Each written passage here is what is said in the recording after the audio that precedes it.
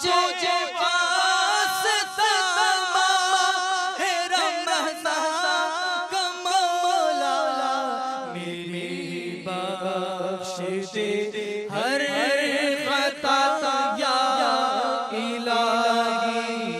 حضرت سیدنا سلمان فارسی رضی اللہ تعالی عنہ فرماتے ہیں محبوب رحمان سرور ذیشان رحمت عالمیان مکی مدنی سلطان صلی اللہ تعالی علیہ وآلہ وسلم نے ماہ شعبان کے آخری دن بیان فرمایا، اے لوگو تمہارے پاس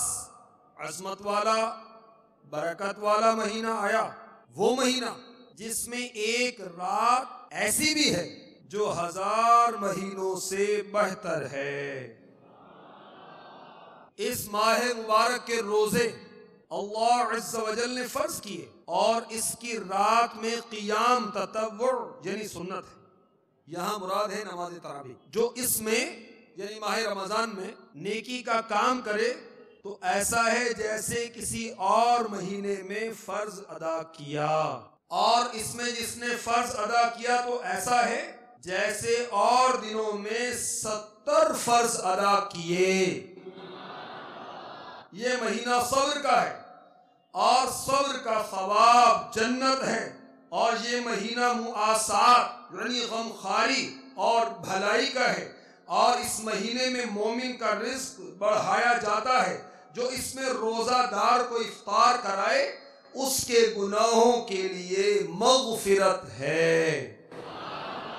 اور اس کی گردن آگ سے آزاد کر دی جائے گی، اور اس افطار کرانے والے کو ویسا ہی ثواب ملے گا جیسا روزہ رکھنے والے کو ملے گا، بغیر اس کے کہ اس کے اجر میں کچھ کمی ہو۔ ہم نے عرض کی یا رسول اللہ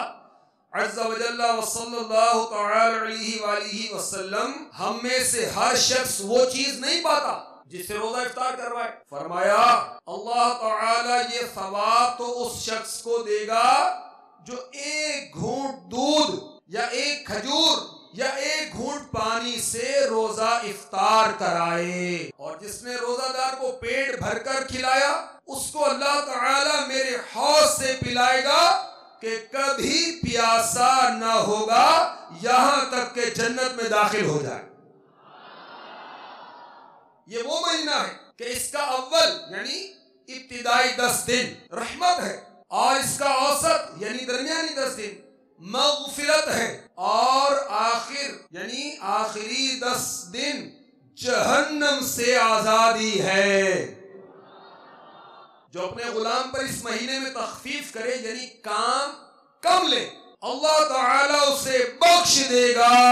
اور جہنم سے آزاد فرما دے گا۔ اس مہینے میں 4 باتوں کی کثرت کرو، ان میں سے 2 ایسی ہیں جن کے ذریعے تم اپنے رب عز و جل کو راضی کرو گے، اور بقیہ 2 سے تمہیں بے نیازی نہیں۔ پس وہ 2 باتیں جن کے ذریعے تم اپنے رب عز و جل کو راضی کرو گے وہ یہ ہیں، نمبر 1 لا الہ الا اللہ کی گواہی دینا، نمبر 2 استغفار کرنا، جبکہ وہ 2 باتیں جن سے تمہیں غنا یعنی بے نیازی نہیں وہ یہ ہیں، نمبر 1 اللہ تعالی سے جنت طلب کرنا، نمبر 2 جہنم سے اللہ عز و جل کی پناہ طلب کرنا۔ تجھے واسطہ ماہ رمضان کا مولا